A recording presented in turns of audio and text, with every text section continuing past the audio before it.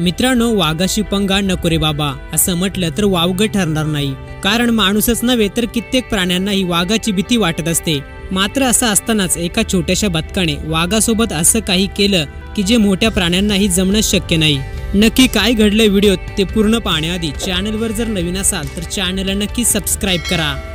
मित्रांनो, व्हिडिओत तुम्ही पाहू शकता की पाण्यात बदक आणि वाघ दिसत आहे। वाघ बदकाची शिकार करण्यासाठी म्हणून पाण्यात उतरला, पण बदक त्याच्या समोर असूनही त्याला पकडता येत नव्हतं।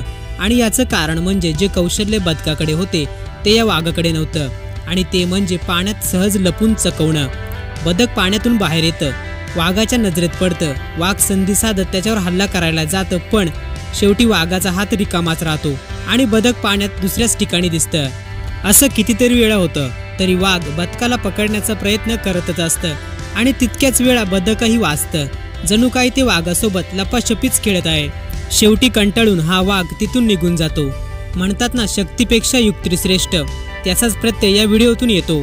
बदकाकडे वाघासारखी शक्ती नाही, पण त्याच्याकडे वाघापासून वाचण्याची युक्ती मात्र आहे, आणि तीच त्याच्या कामी येताना दिसत आहे।